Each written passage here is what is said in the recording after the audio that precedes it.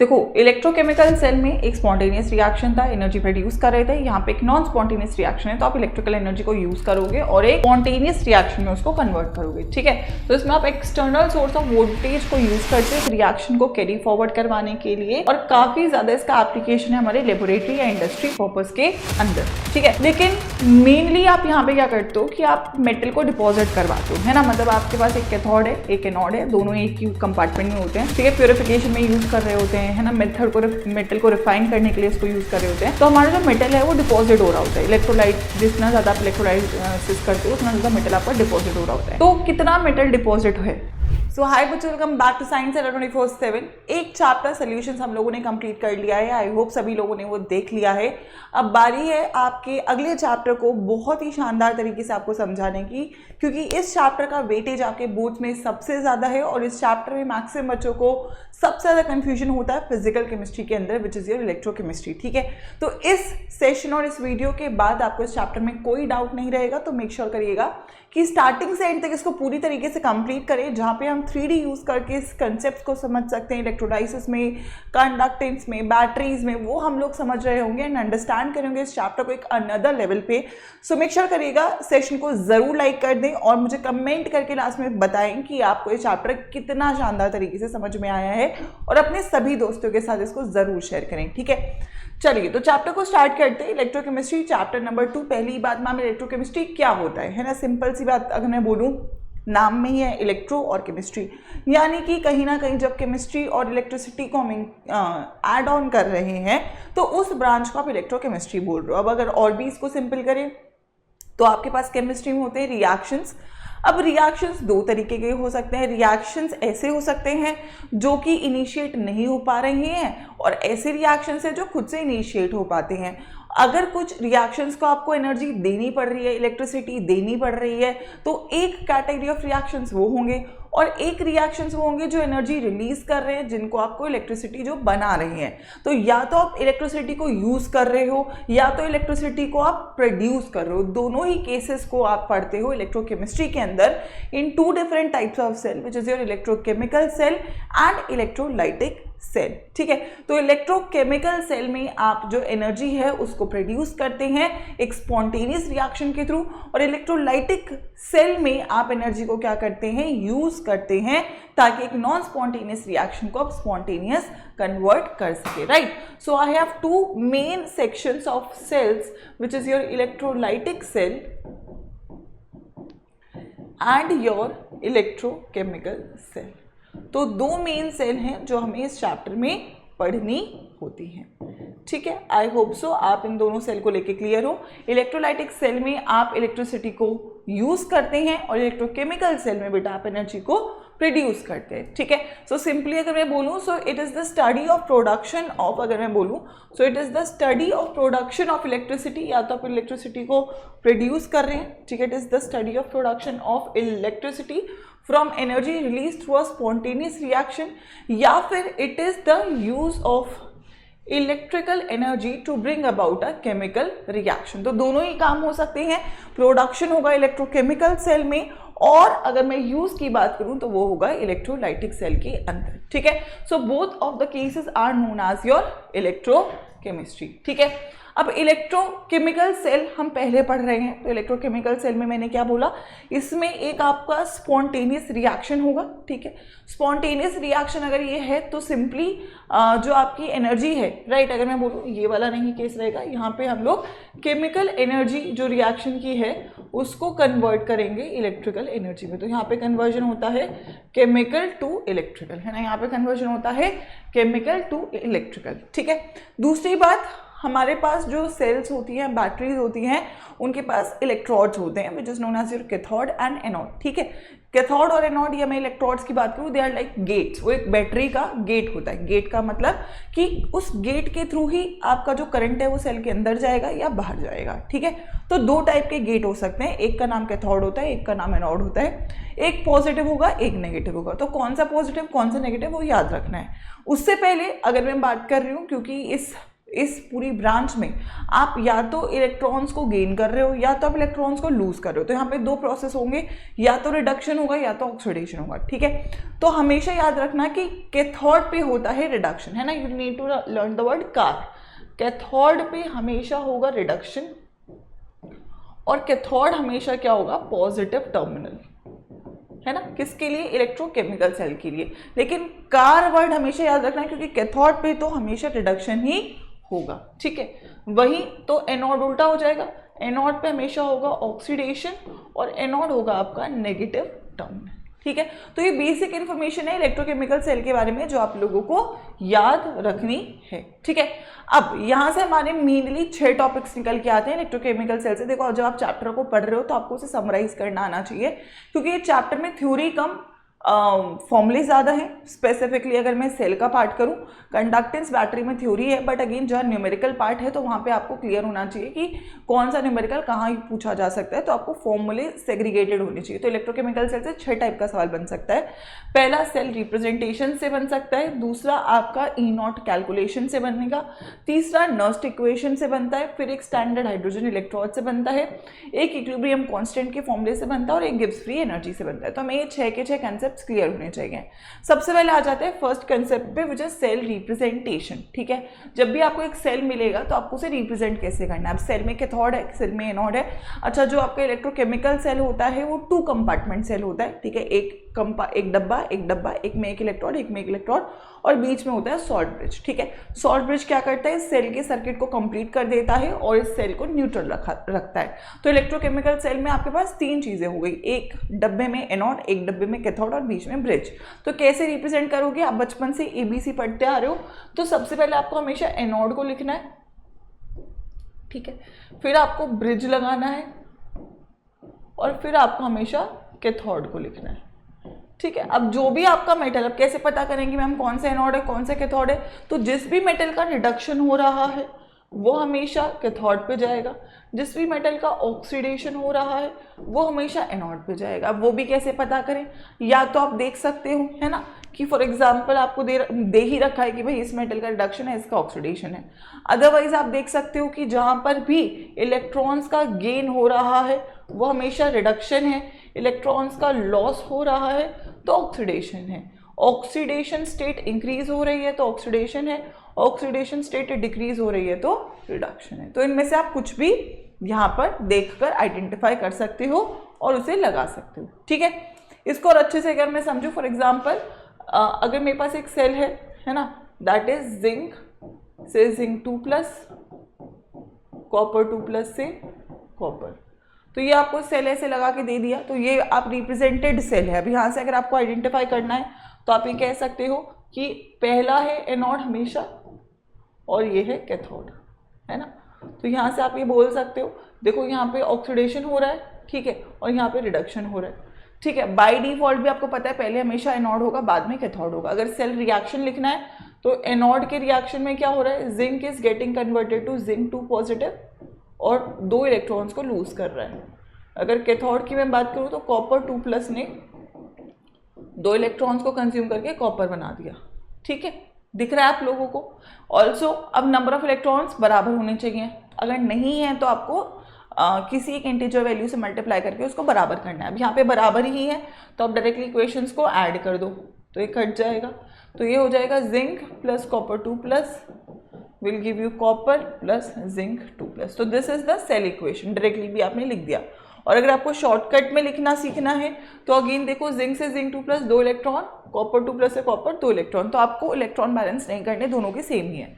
अब zinc convert हो रहा है जिंक 2+ में, तो आप लिखो zinc is getting converted to zinc 2+, copper 2+ is getting converted to copper, तो डायरेक्टली लिख दो copper 2+ is getting converted to copper. तो आप डायरेक्टली भी लिख सकते हो, अगर प्रैक्टिस हो जाएगा तो आप डायरेक्टली भी लिख सकते हो, और अगर अगेन वो लॉन्ग आंसर क्वेश्चन है तो आप उसे स्टेप बाय स्टेप करके भी लिख सकते हो। दोनों ही केसेस में आपको इसको लिखना आना चाहिए, ठीक है। तो दैट इज रिप्रेजेंटेशन। अब अगर मैं बात करूँ सेल पोटेंशियल या स्टैंडर्ड रिडक्शन पोटेंशियल निकालना, which is also known as E0। पहली बात, E0 ऑफ सेल क्या होता है ना, तो ई नॉट ऑफ सेल आपका वो पोटेंशियल है, डिफरेंस है एक सेल का, जब आपके सेल में जितने भी स्पीशीज है उनकी अगर कंसंट्रेशन यूनिटी है, 1 है, तो उस पॉइंट पे जो आपका सेल का पोटेंशियल डिफरेंस होता है उसको आप क्या बोल देते हो, स्टैंडर्ड रिडक्शन पोटेंशियल, जिसको आप ई नॉट ऑफ सेल से भी रिप्रेजेंट करते हो। ठीक है, इसका एक फॉर्मूला ही याद रखना है, तो बहुत सारे, आपका जो भी मेटल कैथोड पे है ना, उसका पोटेंशियल, जो भी मेटल आपका एनोड पे है उसका पोटेंशियल, दोनों को माइनस कर दो, और दोनों के केस में ही रिडक्शन पोटेंशियल लेना है ना। तो कैथोड पे जो पोटेंशियल, कैथोड पे मेटल है, एनोड पे मेटल है, दोनों का रिडक्शन पोटेंशियल लो, दोनों को माइनस कर दो, आपको ई नॉट से निकल के आ जाएगा। बट हमेशा रिडक्शन पोटेंशियल ही लेना है ना। अगर आप ऑक्सीडेशन पोटेंशियल लोगे तो आंसर गलत हो सकता है। ठीक है, अभी एक और बात याद रखना है, E not of cell is always positive, तभी आपका सेल वर्क करेगा। ठीक है, जितना ज़्यादा ई नॉट सेल का वैल्यू उतना अच्छी आपका सेल वर्क कर रहा होगा। दूसरा सवाल, मैम हम कैसे पता करें कि कौन सा मेटल मैं कैथोड पे लगाऊं, कौन सा मेटल मैं एनोड पे लगाऊं, कैसे पता करूं कि रिडक्शन पोटेंशियल दिया है कि ऑक्सीडेशन।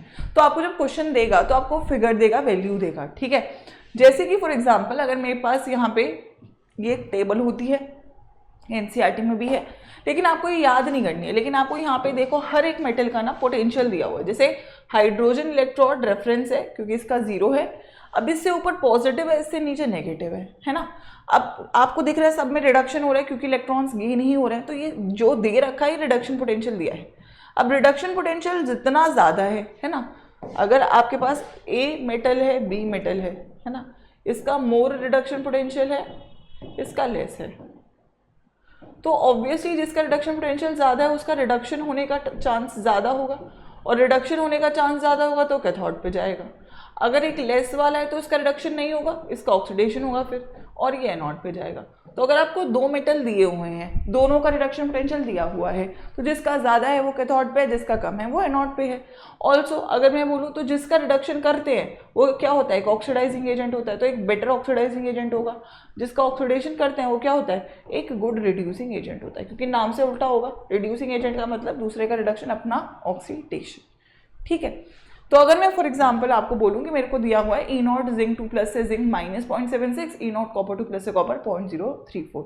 अभी देखो दोनों का रिडक्शन है ना, क्योंकि +2 से 0 और +2 से 0, तो दोनों का रिडक्शन ही दिया हुआ है ना। अब मैं देखूंगी ज़्यादा किसका है, तो ज़्यादा आपको दिख रहा है इसका है। अगर इसका ज़्यादा है तो ये कैथोड बनेगा और ये एनोड बनेगा। फॉर्मूला ले लो अपना, E not of cell is E not of cathode, cathode is 0.34 minus E not of anode it is -0.76। Sign के साथ लेना है वरना साइन की ही गड़बड़ होती है। आपने दोनों का रिडक्शन पोटेंशियल दिया, जिसका ज़्यादा है उसमें से कम वाले को माइनस कर दिया। 0.34 plus 0.76 which is your 1.1। Daniell cell का ई नॉट सेल भी यही होता है। तो आपको ई नॉट सेल में गड़बड़ नहीं करनी है।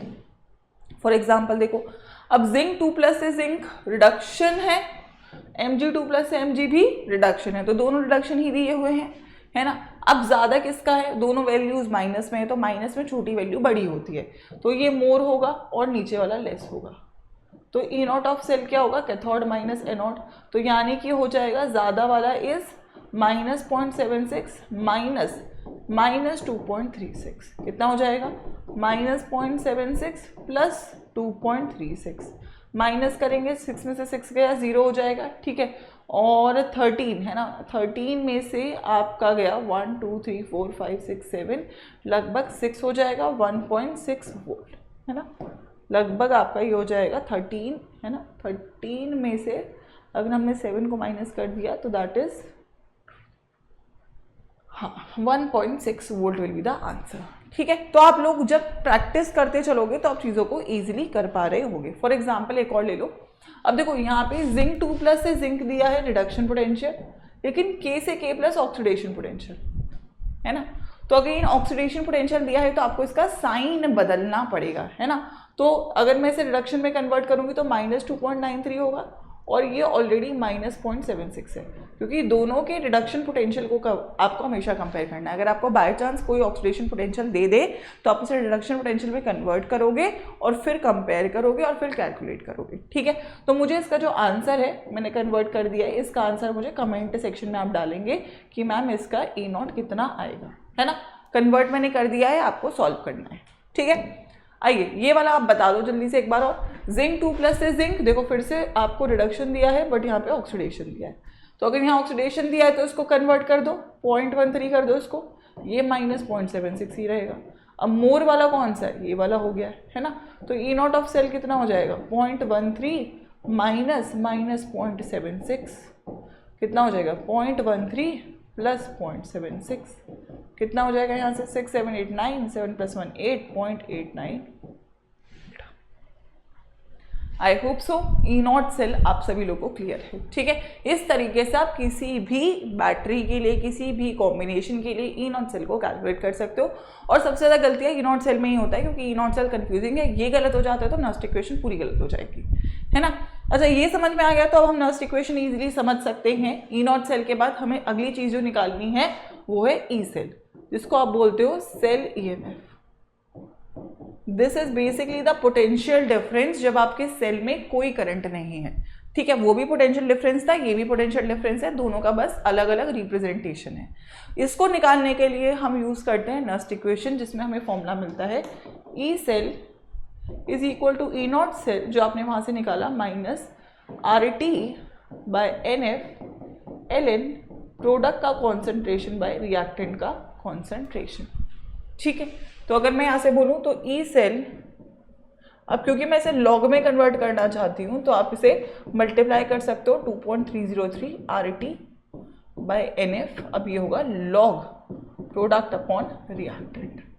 अगर आप टेम्परेचर फिक्स कर दो 298 केल्विन रूम टेम्परेचर, ठीक है, तो R भी फिक्स है 8.314, F भी कॉन्स्टेंट है 96500 और 2.303 भी कांस्टेंट है। तो जब आप इन सभी चीज़ों को मल्टीप्लाई करते हो तो यहाँ से आपका ई सेल निकल के आता है E not of cell minus 0.0591 by N log product का कॉन्सेंट्रेशन बाय रिएक्टेंट का कॉन्सेंट्रेशन।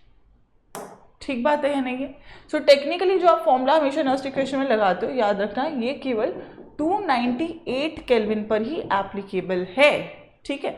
बाकी ये टेम्परेचर पे आप इसे यूज़ नहीं कर सकते, फिर आपको ऊपर वाला यूज़ करना पड़ेगा। अभी n यहाँ पे क्या है, n is the total number of electrons in final equation. जब आपने, जैसे मैंने आपको सेल रिप्रेजेंटेशन सिखाया तो वहाँ पे मैंने बोला जो आपके टोटल नंबर ऑफ इलेक्ट्रॉन्स आए, जैसे उसमें 2 थे, अभी 6 हों 10 हों, जितने भी इलेक्ट्रॉन्स हो, एडिशन करने से पहले दोनों इक्वेशंस का जितने भी इलेक्ट्रॉन्स होते हैं वो आप लोग को यहाँ पे n के तौर पे लेने हैं। यहाँ पे प्रोडक्ट में जो भी एक्वस फॉर्म में है उसका कंसंट्रेशन, यहाँ पे रिएक्टेंट में जो एक्वस फॉर्म में है उसका कॉन्सेंट्रेशन, ठीक है। तो जैसे अगर आपको ये इक्वेशन दिया तो यहाँ पे n क्या है, कॉपर 2+ से कॉपर 2 है, जिंक से जिंक 2+ 2 है, तो n कितना हो गया 2 है। तो ई सेल कितना होगा, ई नॉट माइनस 0.0591, n कितना है यहाँ पे 2 है, लॉग प्रोडक्ट में है जिंक 2+ की कॉन्सेंट्रेशन, रिएक्टेंट में है कॉपर 2+ का कॉन्सेंट्रेशन, ठीक है। अगर मैं बोलूँ for example zinc 2+ is 0.01 molar and this is 0.001 molar, है ना। बाय चांस अगर मैं बोलूँ तो कैलकुलेट कर दो, है ना, उसने कंसेंट्रेशन दिया, इसका ई नॉट हमने निकालता 1.1 volt minus 0.0591 by 2 log zinc 2+ is 0.01 is 10 की पावर -2 एंड दिस इज 10 की पावर -3। अच्छा, इसको अगर मैं अलग से सॉल्व करूँ तो 10 की पावर -2 + 3 हो जाएगा विच इज 10 की पावर 1 विच इज जस्ट 10, है ना। और log 10 कितना होता है 1, तो ये पूरा वैल्यू कितना हो जाएगा बेटा 1 के बराबर, ठीक है।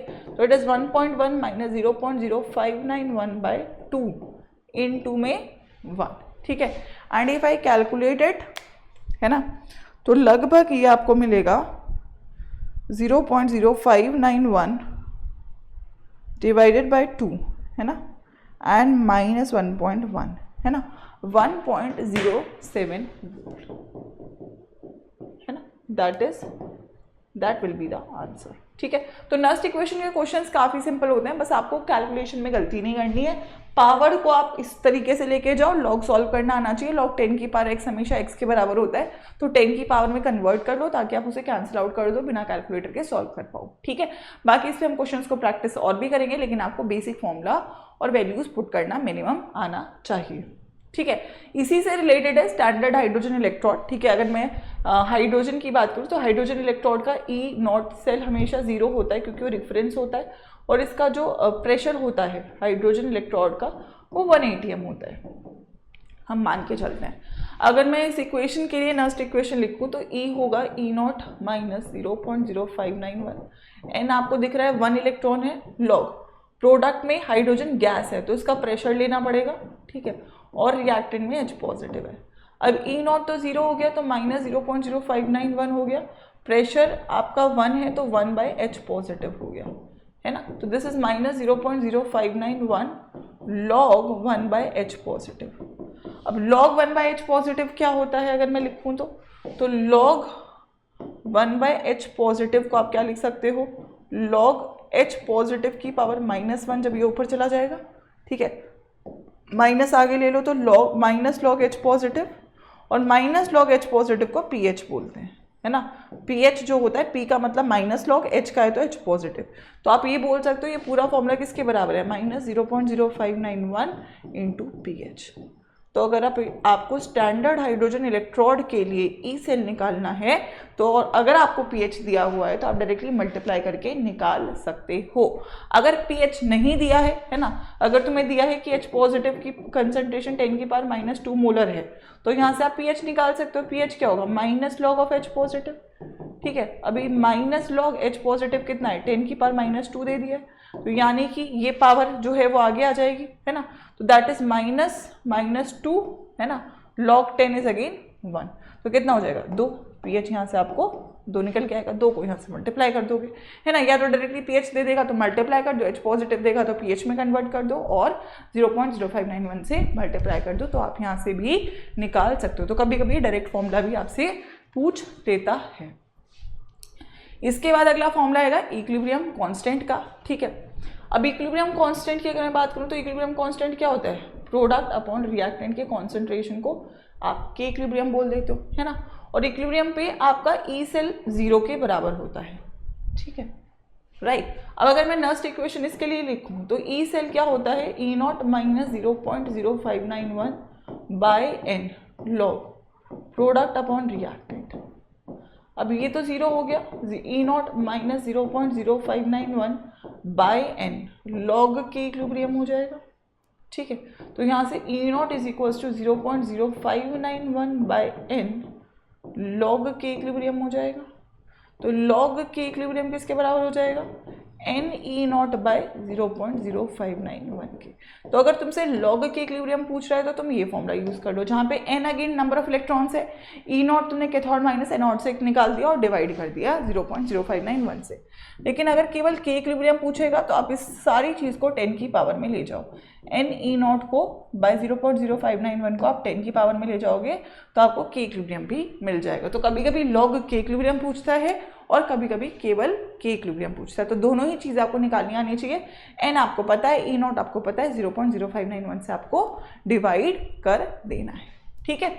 Last formula electrochemical cell is gives free energy, है ना, the formula is delta G naught is equals to minus N F E naught, ठीक है। N again number of electron है जो कि 2 है, एफ आपका 96500 कूलम रहता है और ई नॉट अगेन आपका कैथोड माइनस एनोड है, ठीक है। तो अगर आपसे गिब्स फ्री एनर्जी निकलवा रहा है तो आप निकाल दोगे मल्टीप्लाई करके केवल जूल पर मोल में, ठीक है। एक और बात, अगर रिएक्शन स्पॉन्टेनियस चाहिए आपको तो 2 कंडीशन फॉलो करना है, डेल्टा जी नॉट हमेशा नेगेटिव ही होता है और ई नॉट सेल हमेशा पॉजिटिव होता है। तो अगर ये दोनों कंडीशंस फुलफिल हो रही हैं तभी आप बोलोगे कि आपका जो रिएक्शन है वो एक स्पॉन्टेनियस रिएक्शन रहेगा, ठीक है।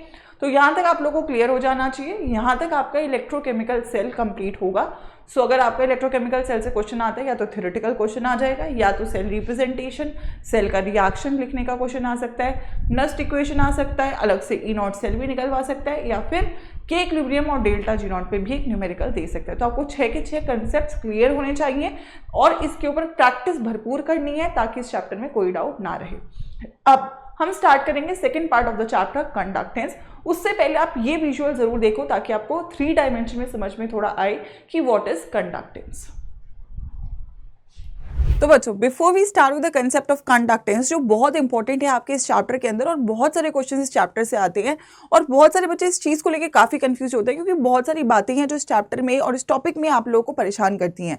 लेकिन ये चैप्टर स्टार्ट होता है, या ये टॉपिक आपका जो स्टार्ट होता है, ये आपकी बेसिक 9th और 10th में जो आप पढ़ के आते हो, एक बेसिक रिलेशनशिप जो होता है, करंट आपकी पोटेंशियल डिफरेंस और रेजिस्टेंस के बीच में, वहीं से ही आपका उठ के आता है। और कंडक्टेंस की अगर मैं सिंपल भाषा में बात करूं तो सभी लोग को पता है, ये बस एक मेटल की एबिलिटी होती है कि वो करंट को कितना फ्लो करवा सकता है। और अगर मैं आपको ये डायग्राम या ये जो सेटअप है, जो आपने आई थिंक लैब में भी देखा होगा, उससे भी समझाने की कोशिश करूं, जो आप सर्किट को कंप्लीट करते हो और अगर आप पोटेंशियल डिफरेंस अगर यहाँ पे जो जनरेट हो रहा है और करंट जो यहाँ पे हम दे रहे हैं, अगर मैं दोनों को बढ़ाऊं, राइट, सो अगर मैं बोलूं यहाँ पे दोनों के बीच में जो रिलेशनशिप आती है, चाहे वोल्टेज को इंक्रीज करें तो डायरेक्टली प्रोपोर्शनल की आती है, राइट। तो जैसे जैसे पोटेंशियल डिफरेंस बढ़ रहा होता है, वैसे वैसे करंट भी आपका इंक्रीज हो रहा होता है।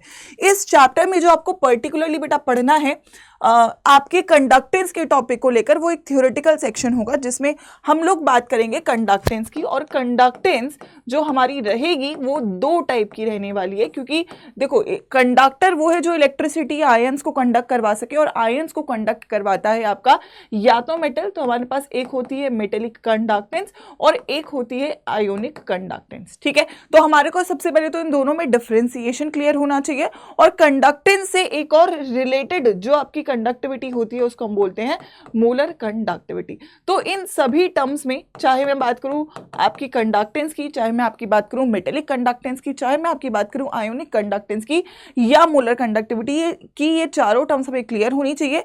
इन चारों टर्म्स के फॉर्मूले हमें क्लियर होने चाहिए। ऑल्सो क्या फर्क पड़ता है कंडक्टिविटी, कंडक्टेंस या मोलर कंडक्टेंस पे डाइल्यूशन को लेकर, वो कंसेप्ट आपके लिए यहां से बहुत इंपॉर्टेंट है। तो आइए डिटेल में समझते हैं कि कंडक्टेंस क्या होता है और कंडक्टेंस से कैसे आपका पूरा जो सिस्टम है वो कैसे चेंज हो सकता है। ऑलराइट, सो आप लोगों ने देखा कि कंडक्टेंस बहुत ही सिंपल टॉपिक है, जो आप लोगों ने ऑलरेडी पिछली क्लासेस में भी पढ़ा हुआ है, लेकिन उसका बस एक स्टेप अहेड है, थ्योरेटिकल सेक्शन है जो आपको यहाँ पढ़ना है।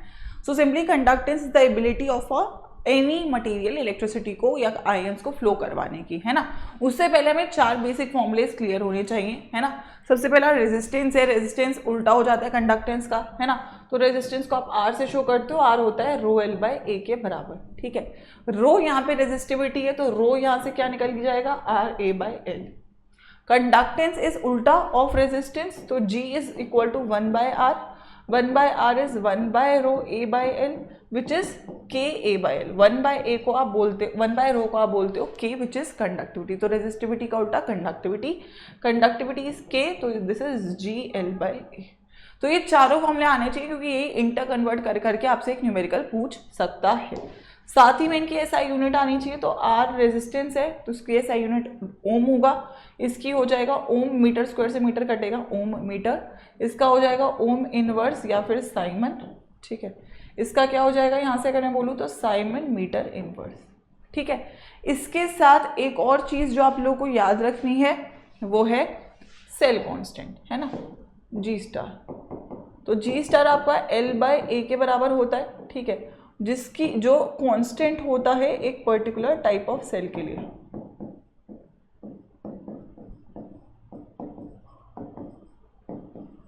ठीक है, एक पर्टिकुलर टाइप ऑफ सेल के लिए आपका कांस्टेंट होता है। तो आपको ये फॉर्मुलेस भी कन्वर्ट करने आने चाहिए। इसको आप रो इंटू जी स्टार बोल सकते हो, आर बाय जी स्टार बोल सकते हो, के बाय जी स्टार बोल सकते हो और जी इंटू जी स्टार बोल सकते हो। तो हमारे लिए जो मेन मुद्दा है पढ़ने का और समझने का वो है कंडक्टिविटी, ठीक है। तो कंडक्टिविटी को हमें ध्यान से पढ़ना है, कंडक्टिविटी हमारे लिए सबसे इंपॉर्टेंट रहेगा। सो कंडक्टेंस की सिंपल भाषा में अगर मैं बोलूँ या स्पेसिफिक कंडक्टेंस को अगर मैं बोलूँ तो specific conductance of an object is its conductance. अगर मैं बोलूँ तो K is equals to G into G star या फिर जी इंटू एल बाय। अगर ये और ये 1 हो जाएगा तो के जी के बराबर हो जाएगा। तो क्या मैं बोल सकती हूँ कि को आप कंडक्टिविटी भी बोल सकते हो और स्पेसिफिक कंडक्टेंस भी बोल सकते हो, है ना। तो specific conductance of an object is its conductance when it is 1 metre long and area is 1 metre square. तो आप इसकी डेफिनेशन ये बोल सकते हो कि जब लेंथ भी 1 मीटर होगा, एरिया भी 1 मीटर स्क्वायर होगा, तो जो कंडक्टेंस है उसी को आप कंडक्टिविटी बोल सकते हो या उसी को आप स्पेसिफिक कंडक्टेंस बोल सकते हो, ठीक है। अब ये जो कंडक्टेंस है ना, मेनली जो कंडक्टेंस है वो हमारी 2 टाइप की हो सकती है ना, राइट। क्योंकि अगर मैं बोलूँ इलेक्ट्रिसिटी को कौन कंडक्ट करेगा, या तो मेटल करता है या तो एक इलेक्ट्रोलाइट करता है, क्योंकि मेटल के पास क्या होता है, इलेक्ट्रॉन्स होते हैं, और इलेक्ट्रोलाइट के पास क्या होता है, आपके आयंस होते हैं। दोनों के ही थ्रू ये इलेक्ट्रिसिटी को कंडक्ट करवा सकते हैं। तो मेरे पास थ्योरेटिकल एक क्वेश्चन बन जाता है कि इन दोनों को डिफरेंशिएट करो, तो आप मेटेलिक कंडक्टेंस और इलेक्ट्रोलाइटिक कंडक्टेंस को कैसे डिफरेंशिएट कर सकते हो। ठीक है, सबसे पहले आ जाते हैं मेटेलिक कंडक्टेंस पे। तो मेटेलिक कंडक्टेंस होती है इलेक्ट्रॉन्स की मूवमेंट की वजह से, तो इसका एक और नाम भी होता है इलेक्ट्रॉनिक कंडक्टेंस। दोनों एक ही हैं, कभी कभी नाम में आपको डिफर कर देता है। ठीक है, इसके अलावा ये डिपेंड करता है किसके ऊपर, nature and structure of metal, जो भी मेटल है उसके नेचर और स्ट्रक्चर के ऊपर, also number of valence electrons, क्योंकि जितने ज़्यादा वैलेंस इलेक्ट्रॉन्स होंगे उतनी ज़्यादा कंडक्टेंस होगी, और लास्ट होगा टेम्परेचर। बट याद रखना, टेम्परेचर को बढ़ाने से मेटेलिक कंडक्टेंस डिक्रीज होती है, उसके इन्वर्सली प्रोपोर्शनल होती है, क्योंकि रेजिस्टेंस यहाँ पे टेम्परेचर को बढ़ाने से बढ़ जाते हैं, है ना। तो थ्योरेटिकल क्वेश्चन यहाँ से आएगा, आप लोग उसे यहाँ से सॉल्व कर पा रहे होगे। दूसरा है इलेक्ट्रोलाइटिक कंडक्टेंस, ये होगा आयंस की वजह से, क्योंकि इलेक्ट्रोलाइट्स में आयंस होते हैं, तो इसका एक और नाम हो जाएगा विच इज आयोनिक कंडक्टेंस। ठीक है, तो this depends upon nature of electrolyte, size and solvation of the electrolyte. जितना छोटा साइज होगा उतना अच्छा वो मूवमेंट रखेगा, है ना, जितना ज़्यादा डिसॉल्व होगा उतना अच्छा मूवमेंट रखेगा। ठीक है, इसके अलावा viscosity and nature of solvent, viscosity is the ability to flow, जितना ज़्यादा फ्लो करेगा उतना अच्छा मूवमेंट है, तो विस्कोसिटी भी लो रखनी होगी। कंसंट्रेशन ऑफ इलेक्ट्रोलाइट और टेम्परेचर, अब ये टेम्परेचर के डायरेक्टली प्रोपोर्शनल है। ठीक है, तो याद रखना मेटेलिक इलेक्ट्रॉन्स पे डिपेंड करती है, इलेक्ट्रोलाइटिक आयंस पे डिपेंड करती है। मेटेलिक टेम्परेचर बढ़ाने से घटेगी, इलेक्ट्रोलाइटिक टेम्परेचर बढ़ाने से बढ़ेगी। बाकी सब थ्योरेटिकल पॉइंट्स है जो आपके नज़र में होने चाहिए, यहाँ से एक MCQ बन जाता है कि भाई इनमें से कौन सी स्टेटमेंट ट्रू नहीं है। तो आपको अगर चारों पॉइंट्स याद है कि किस किस पे डिपेंड करता है, तो वहाँ पे आप गलती को नहीं करोगे। ठीक है, तो ये तो हो जाती है मेरी टाइप्स। ठीक है, अब इसके बाद एक और टाइप का कंडक्टेंस हमें याद रखना है, विच is your molar conductance, very important. ठीक है, सिंपल भाषा में मैं बोलूं तो ये आपके 1 मोल इलेक्ट्रोलाइट, 1 मोल ऑफ इलेक्ट्रोलाइट की जो कंडक्टेंस है उसको आप क्या बोल देते हो, मोलर कंडक्टेंस बोल देते हो। ठीक है, सो अगर मेरे पास फॉर एग्जांपल 1 मोल है NaCl, है ना, if I have 1 mole of NaCl, ठीक है, तो इसकी मोलारिटी क्या हो जाएगी, N/V, है ना, V लीटर में। ठीक है, अगर मैं इसको V ml में ले लूँ तो ऊपर 1000 से मल्टीप्लाई, अभी N तो 1 है यहाँ पे, है ना, तो यहाँ से आपका M हो गया 1/V × 1000। तो यहाँ से अगर मैं वॉल्यूम ले लूँ ml में किसके बराबर है, तो दैट इज आपका 1000/m के बराबर है। ठीक है, ये कह सकती हूँ मैं, इस इलेक्ट्रोलाइट के लिए मैं वॉल्यूम को 1000/m बोल सकती हूँ। अच्छा, अगर मैं कंडक्टेंस की, कंडक्टिविटी की बात करूँ तो K वॉज G × L/A। अगर मैं लेंथ 1 सेंटीमीटर ले लूँ और एरिया भी 1 सेंटीमीटर स्क्वायर ले लूँ, तो वॉल्यूम क्या होता है, length into area, 1 centimetre into 1 centimetre का square, which is 1 centimetre cube, 1 cc, जिसको 1 ml बोलते हैं। तो मैं यहाँ से ये बोल सकती हूँ ना कि K = G, है ना, अगर वॉल्यूम 1 ml है ना, अगर वॉल्यूम 1 ml है तो मेरा K और G बराबर आ जाएगा, है ना। तो मैं क्या ये बोल सकती हूँ कि 1 ml इलेक्ट्रोलाइट की जो कंडक्टेंस है वो किसके बराबर है, K के बराबर है। तो अगर मैं बेटा तुमसे बोलूँ 1000/m ml इलेक्ट्रोलाइट की कंडक्टेंस किसके बराबर है, तो आप यहाँ यूनिटरी मेथड लगा दोगे, बोलोगे मैम K × 1000/m के बराबर है। क्या आप ये बोल सकते हो, और इसी को बेटा क्या बोलते हो, λm, which is molar conductivity. तो फॉर्मूला भी आपके सामने है, डेरिवेशन भी आपके सामने, और तो डेरिवेशन आपसे पूछेगा नहीं लेकिन आपको तो पता होना चाहिए। तो λm is molar conductance, molar conductance is the it is the conductance of 1 mole of electrolyte, ये भी कह सकते हो या ये भी बोल सकते हो it is the molar conductance जब आपके पास वॉल्यूम 1000/m ml है, तो भी जो आपकी कंडक्टेंस है वही मोलर कंडक्टेंस है। आप बोल दो 1 मोल इलेक्ट्रोलाइट की कंडक्टेंस जो है वो भी मोलर कंडक्टेंस है। फॉर्मूला पूछेगा तो K × 1000/m है, K कंडक्टिविटी है और m आपकी मोलारिटी या आपकी कॉन्सेंट्रेशन है। ठीक है, तो फॉर्मूला याद रखना है। तो molar conductance of a solution at a given concentration is the conductance of solution containing 1 mole of electrolyte kept between 2 electrodes जिसका एरिया 1 है और लेंथ l है, and the formula is k into 1000 by m, है ना, where k is your conductivity and m is your molarity. अगर मैं इसकी SI unit की बात करूं तो इसकी SI यूनिट होगी siemens centimetre square mole inverse.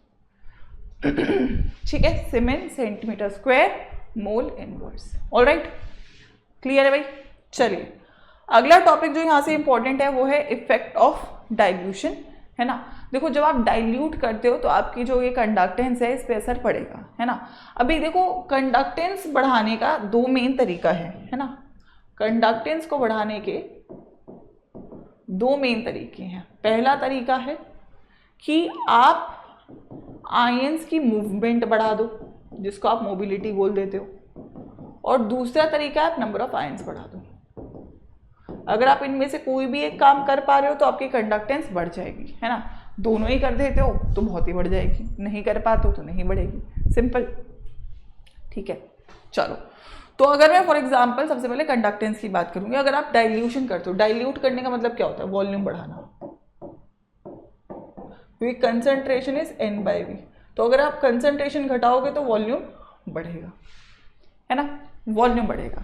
अभी देखो वॉल्यूम बढ़ेगा तो कंडक्टेंस इज बेसिकली आयंस की मूवमेंट पे डिपेंडेंट है।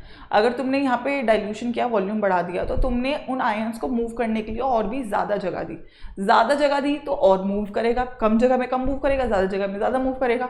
तो कंडक्टेंस के केस में आप ये बोल सकते हो कि अगर आप डाइल्यूशन करते हो तो कंडक्टेंस बढ़ेगा।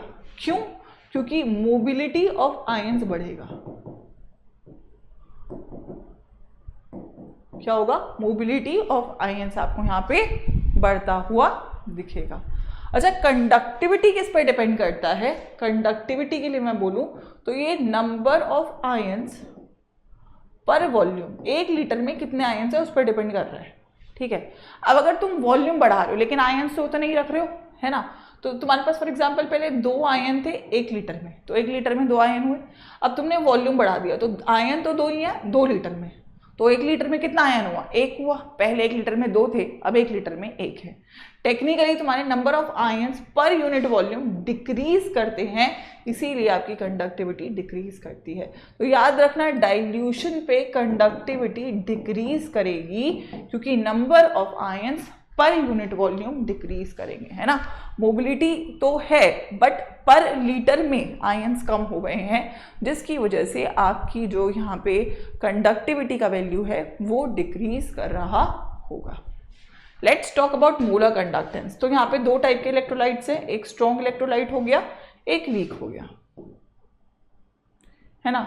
अभी स्ट्रॉन्ग इलेक्ट्रोलाइट क्या है? स्ट्रॉन्ग इलेक्ट्रोलाइट वो है जिसका अल्फा यानी कि डिग्री ऑफ डिसोसिएशन 100% है, मतलब वो मैक्सिमम आयंस में टूट चुका है, तो ऑलरेडी उसके पास मैक्सिमम आयंस है, तो आयंस तो देखो बढ़ा नहीं सकते हम, है ना। लेकिन हाँ, अगर आप यहाँ पे डाइल्यूशन कर रहे हो तो आप वॉल्यूम बढ़ा रहे हो, वॉल्यूम बढ़ा रहे हो तो आप मोबिलिटी बढ़ा दोगे, तो मोबिलिटी बढ़ा दोगे तो लैम्डा एम स्ट्रॉन्ग इलेक्ट्रोलाइट का इंक्रीज कर जाएगा। ठीक है, लेकिन वीक इलेक्ट्रोलाइट का बेटा अल्फा अभी 100 नहीं है, तभी तो वीक है वो, अभी तक मतलब मैक्सिमम आयंस टूटे नहीं हैं। और अल्फा होता है बेटा √k/c के बराबर। तो अगर तुमने डाइल्यूशन किया तो तुमने c को घटा दिया, है ना, और c और अल्फा इन्वर्सली प्रोपोर्शनल है, तो अगर तुमने c घटा दिया तो अल्फा बढ़ जाएगा क्योंकि दोनों इन्वर्स प्रोपोर्शनल है, और अल्फा बढ़ गया बेटा तो नंबर ऑफ आयंस यहाँ पे बढ़ने लगेंगे। मोबिलिटी तो बढ़ ही रही थी, तो मतलब दोनों ही फैक्टर्स यहाँ पे बढ़ जाएंगे, और दोनों ही फैक्टर्स बढ़ जाएंगे तो बेटा लैम्डा एम वीक इलेक्ट्रोलाइट का बहुत ज़्यादा इंक्रीज हो जाता है।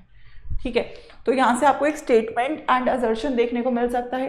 कंडक्टेंस बढ़ता है क्योंकि मोबिलिटी ऑफ आयंस बढ़ता है, कंडक्टिविटी घटता है क्योंकि पर यूनिट वॉल्यूम आयंस घट रहे हैं। स्ट्रॉन्ग इलेक्ट्रोलाइट का लैम्डा एम बढ़ता है क्योंकि मोबिलिटी बढ़ रही है, और वीक इलेक्ट्रोलाइट का जो आयंस है वो भी बढ़ रहा है, मोबिलिटी भी बढ़ रही है, तो लैम्डा एम यहाँ पे बहुत ज़्यादा इंक्रीज हो जाएगा।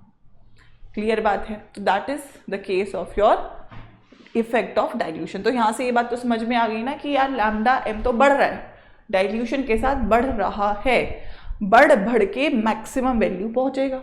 जो मैक्सिमम वैल्यू होती है उसको बोलते हो लिमिटिंग मोलर कंडक्टिविटी। अगर आप इलेक्ट्रोलाइट को मैक्सिमम डाइल्यूट कर दो, उस पॉइंट पे जो मैक्सिमम वैल्यू उसकी लैम्डा एम की पहुंच सकती है, उसी को आप लिमिटिंग मोलर कंडक्टिविटी बोल देते हो। ठीक है, so the molar conductivity of a solution at infinite dilution is known as limiting molar conductivity. In other words, when the concentration of electrolyte approaches zero, एकदम जीरो ही कर दिया तुमने उसकी कंसंट्रेशन को, तो उस वक्त जो मोलर कंडक्टिविटी है उसी को आप लिमिटिंग मोलर कंडक्टिविटी बोलते हो। तो lambda M is lambda naught M, limiting molar conductivity को लैम्डा नॉट एम से शो करते हैं जब कंसंट्रेशन आपकी जीरो हो जाए। तो this is the condition of a limiting molar conductivity. ठीक है, सवाल क्या है, लिमिटिंग मोलर कंडक्टिविटी को कैसे निकालोगे? ठीक है, तो अब उसके लिए आप यूज कर लोगे दो ग्राफ्स को। ठीक है, सबसे पहले अगर मैं बात कर लेती हूँ एक स्ट्रॉन्ग इलेक्ट्रोलाइट की। ठीक है, अगर आपको स्ट्रॉन्ग इलेक्ट्रोलाइट का एक बात करनी है तो आप सिंपली एक ग्राफ बना सकते हो और चेक कर सकते हो कि मैम अगर मैं लैम्डा एम वर्सेस कंसंट्रेशन का ग्राफ बनाऊंगा तो मुझे पता है कंसंट्रेशन घटेगी तो लैम्डा एम बढ़ेगा बढ़ेगा बढ़ेगा बढ़ेगा बढ़ेगा, है ना, बढ़ता चला जाएगा, कम हो रही है बढ़ रहा है। तो अगर आप इस ग्राफ को देखोगे तो आप ये बोल सकते हो कि ग्राफ कहीं ना कहीं जाके आगे बाइसेक्ट कर जाएगा, है ना। और अगर मैं एक स्ट्रेट लाइन इक्वेशन की बात करूं तो वो होता है y equals to C plus M X. अभी y एक्सिस पे क्या है, लैम्डा एम, x एक्सिस पे क्या है, कॉन्सेंट्रेशन, इंटरसेप्ट क्या है, ये तो मैक्सिमम वैल्यू है ना, जीरो कंसेंट्रेशन पे, इसको बोलेंगे लैम्डा नॉट एम। तो इंटरसेप्ट क्या है, लैम्डा नॉट एम।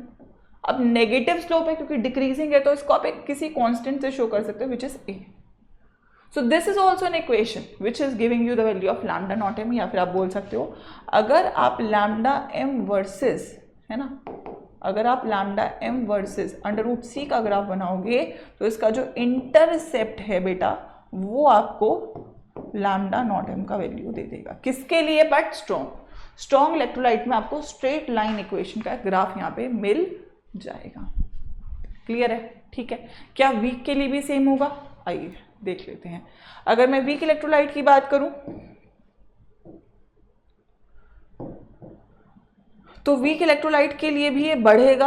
अगर मैं लैम्डा एम वर्सेस कंसंट्रेशन का ग्राफ बना रही हूँ, बढ़ेगा बढ़ेगा बढ़ेगा, बट एक पॉइंट पे बहुत बढ़ जाएगा क्योंकि जैसे ही नंबर ऑफ आयंस मैक्सिमाइज हो गए वैसे ही एक्सपोनेंशियली बढ़ जाते हैं।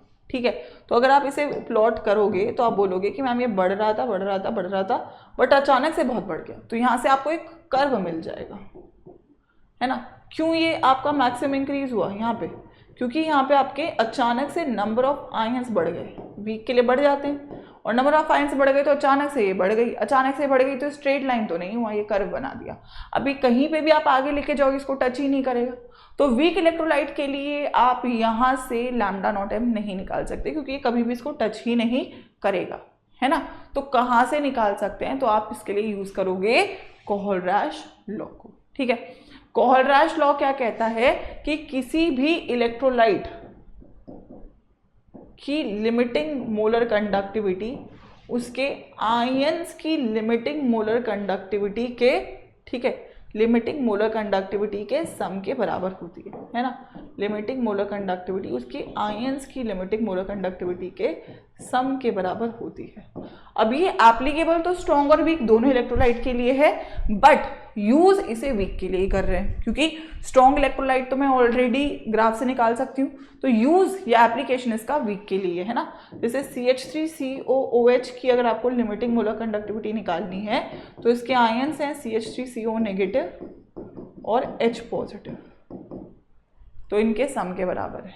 ठीक है, अगर मेरे को K2SO4 दिया है तो ये 2 lambda not of K positive और lambda not of SO4 2 negative के सम के बराबर पाई जाएगी।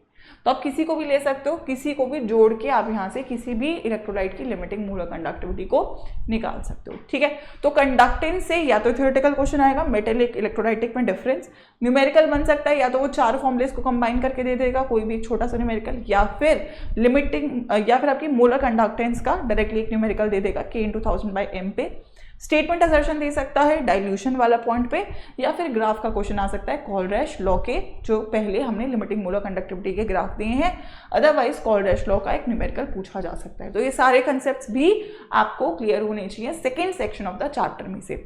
अब लास्ट सेक्शन है हमारा इलेक्ट्रोलाइटिक सेल, उसको हम लोग यहाँ पे स्टार्ट करते हैं, और उसको समझने के लिए let us get started with the section. Alright, so let's start the last part of this chapter, which is your electrolytic cell.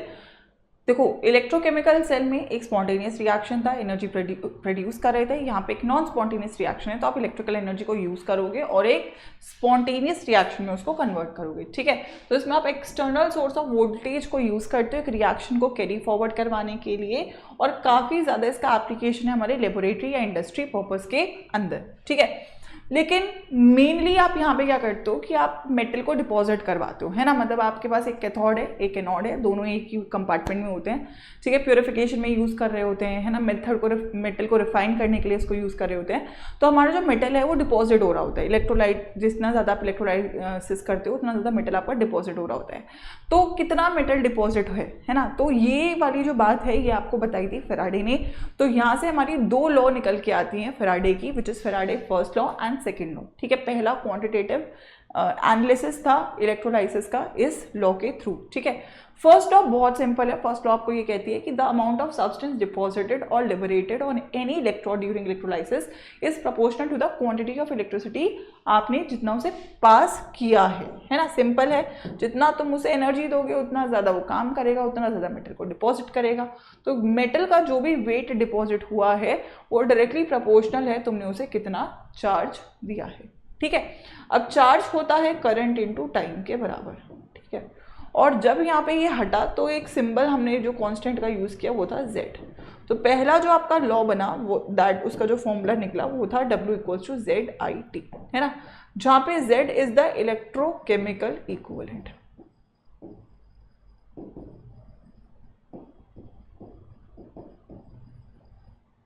ठीक है, और जो Z है ना, इसका वैल्यू होता है molecular mass of the metal, जिस भी मेटल को तुम डिपॉजिट कर रहे हो अपॉन मेटल पे चार्ज। जैसे कॉपर सल्फेट है तो यहाँ पे आप कॉपर 2+ को डिपॉजिट करवा रहे हो, तो यहाँ पे N कितना होगा 2, जो उसके ऊपर चार्ज है वो यहाँ पे आप N के तौर पे यूज़ करोगे। ठीक है, इनटू में 96500। तो जो कंप्लीट फॉर्मूला बेटा निकल के आएगा वो होगा W = molecular mass of the metal into current into time upon में N × 96500। ठीक है, तो this is the first law of Faraday, जिसमें उसने बोला वेट ग्राम में डिपॉजिट हो रहा है, मॉलिक्यूलर मास मेटल का है, करंट एम्पियर में है, टाइम सेकंड में है, और N आपका चार्ज है। तो बहुत सारे आपको न्यूमेरिकल बेस्ड क्वेश्चंस यहाँ से बन सकते हैं फर्स्ट लॉ ऑफ फैराडे से। वो आपको इनमें से सारी वैल्यूज देके कोई भी एक वैल्यू मिस करवा देगा और उससे आपको पूछ लेगा कि भाई ये बता दो कितना वेट यहाँ पे आपका डिपॉजिट होगा। ठीक है, कितना मॉलिक्यूलर मास है, क्या चार्ज है, या क्या उस पर आपने करंट दिया है, कुछ भी पूछ सकता है, टाइम दे सकता है। तो आपको फॉर्मूला क्लियर होना चाहिए, आपको पता होना चाहिए Z क्या है इसमें से। अगर केवल Z पूछ रहा है तो वो भी पता होना चाहिए। कभी कभी चार्ज पूछेगा तो आपको IT कंबाइन करके पूछा हुआ है। तो डिपेंडिंग अपॉन अलग अलग लैंग्वेज से अलग अलग क्वेश्चन यहाँ से आपके फ्रेम वो कर सकता है। ठीक है, इसी से जुड़ा हुआ है आपका सेकेंड लॉ। ठीक है, सेकेंड लॉ क्या कहता है कि अगर आपके पास 2 या 2 से ज़्यादा भी सेल हो सकती हैं, लेकिन आप लोगों ने सेम टाइम तक सेम करंट दिया है ना, मतलब IT कांस्टेंट हो गया 2 सेल के लिए। IT का मतलब क्या हो गया, Q कांस्टेंट हो गया 2 सेल के लिए। अब अगर मेरे पास जब W directly proportional to Q था तो Z कांस्टेंट था। अब अगर Q कांस्टेंट है तो ऑब्वियस ही बात है ना W Z के प्रोपोर्शनल होगा। अब अगर पहले लॉ में W मेरा क्या है, Z × Q ही तो है। फर्स्ट लॉ में W was directly proportional to Q, Z constant. Second law में W is directly proportional to Z, क्योंकि Q कांस्टेंट है। तो कंडीशन ही यही है कि Q कांस्टेंट रखना है। तो यहाँ से आप फॉर्मूला डायरेक्टली बोल सकते हो W1/W2 is equal to Z1/Z2। तो अगर आपको कोई भी 2 सेल ऐसी दे दे, है ना, जिसमें Q कांस्टेंट है या I और T कांस्टेंट, बोला उसने 20 सेकंड तक 2 एम्पियर का करंट दोनों सेल को दिया, दैट मीन्स कि Q कांस्टेंट है, तो आप उसका एक का वेट देगा, दूसरे का वेट पूछेगा, बोलेगा कॉपर सल्फेट जिंक सल्फेट ले लिया था मैंने, कॉपर सल्फेट में Z का वैल्यू आपको लगाना आएगा, कॉपर का मॉलिक्यूलर मास है ना, अपॉन में कॉपर में 2 चार्ज हो गया 96500 है ना, ऐसे ही जिंक का मॉलिक्यूलर मास, जिंक का चार्ज भी 2 हो गया इंटू 96500, दोनों को डिवाइड करोगे तो भाई ये तो कट ही जाएगा, तो दोनों के मॉलिक्यूलर मास का रेशो हो जाएगा, W1/W2 का रेशो हो जाएगा, एक दे रखा होगा एक निकलवा देगा, तो क्वेश्चन आपके लिए इजी हो जाएगा। तो ये आप हमेशा तभी लगाओगे जब आपको 2 या 2 से ज़्यादा सेल दी हुई है, वो फॉर्मूला आप तब लगाओगे जब केवल एक सेल की बात कर रहा है ना। तो टेक्निकली आपको समझ में आ जाएगा कि फर्स्ट लॉ से ही सेकेंड लॉ को डिराइव करा गया है, और ये आपका एक मैथमेटिकल रिप्रेजेंटेशन है जो आपको समझ में आना चाहिए। फर्स्ट लॉ में हमारा बहुत ही सिंपल बात है कि Z एक कांस्टेंट निकल के आता है, और यहाँ पे क्योंकि Q को ही कांस्टेंट कर दिया है तो Z के कॉरस्पॉन्डिंग ये आपका चेंज करेगा।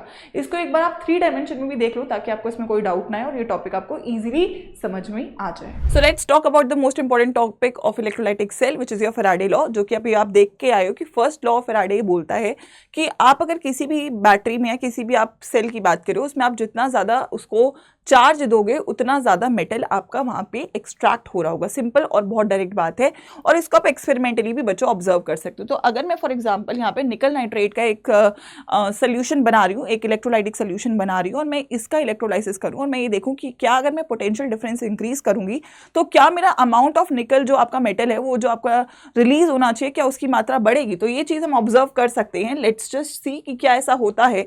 अगर आप ये सर्किट को कंप्लीट करोगे तो यहाँ पे आपका रिएक्शन होना स्टार्ट होता है, और रिएक्शन जब आपका स्टार्ट हो रहा होता है तो यहाँ से निकल रिलीज होना स्टार्ट होता है, ठीक है। और अगर मैं यहाँ पे फॉर एग्जांपल देखो पोटेंशियल डिफरेंस बढ़ा रही हूँ, आप देखो निकल बढ़ रहा है, निकल बढ़ रहा है, निकल बढ़ रहा है। जितना ज्यादा पोटेंशियल डिफरेंस इंक्रीज करोगे उतना ज्यादा यहाँ पे निकल रिलीज होगा। यानी कि आप ये बोल सकते हो कि जो आपका W है वो डायरेक्टली प्रोपोर्शनल होता है चार्ज के, और जब ये सिंबल हटता है तो यहाँ पे एक कांस्टेंट आता है जिसको आप इलेक्ट्रोकेमिकल इक्विवेलेंट बोल देते हो, ठीक है। सो अगर मैं यहाँ पे बोलूँ तो मेरा जो W है वो किसके बराबर होता है, Z, Q के। Z का वैल्यू क्या होता है, molecular mass of the metal upon में n फैक्टर इनटू में 96500, और Q का वैल्यू क्या होता है, करंट इनटू टाइम। तो ये आपका फर्स्ट लॉ का फॉर्मूला भी होता है, और फर्स्ट लॉ आपने देख भी लिया यहाँ से कि जितना ज्यादा आप चार्ज दोगे उतना ज्यादा मेटल आपका यहाँ पर से एक्सट्रैक्ट हो रहा होगा, ठीक है। इसी से जुड़ा हुआ है बेटा सेकंड लॉ ऑफ फैराडे भी, ठीक है। Before I move on to the theoretical part of second law, एक बार आप उसे ऑब्जर्व भी कर सकते हो। अगर मैं सेकंड लॉ की बात करूं तो सेकंड लॉ आपको ये कहता है, सेकंड लॉ आपको ये कहता है सिंपल भाषा में कि अगर मैंने 2 सेल लिया, ठीक है, दोनों सेल को सेम टाइम तक सेम करंट दिया, मतलब टेक्निकली मैंने 2 सेल को सेम चार्ज दिया। अगर आप 2 सेल को सेम चार्ज दोगे तो फर्स्ट इक्वेशन में क्या था, W was directly proportional to Q, Z was constant. लेकिन यहाँ पे हमने बोला कि यार जो आपका Q है अब वो कांस्टेंट हो गया क्योंकि दोनों सेल के लिए Q आपका सेम है। तो अगर Q कांस्टेंट है तो W डायरेक्टली प्रोपोर्शनल किसके हो जाएगा, Z के, ठीक है। तो ये उसने यहाँ पे आपके प्रूव भी करा। तो 2 सेल लिया उसने जिंक सल्फेट का AgNO3 का, और अगर मैंने दोनों सेल को सेम पोटेंशियल डिफरेंस या सेम चार्ज दिया तो मैं यहां से ये ऑब्जर्व कर सकती हूँ कि जितना अमाउंट ऑफ जिंक रिलीज हो रहा है या जितना अमाउंट ऑफ Ag रिलीज हो रहा है वो डायरेक्टली प्रोपोर्शनल है जिंक के इलेक्ट्रोकेमिकल इक्विवेलेंट के, which is equal to molecular mass upon n factor which is 2 over here. Zinc का क्या होगा, 2 होगा, और यहाँ पे Ag का मॉलिक्यूलर मास अपॉन Ag का n फैक्टर विच इज 1।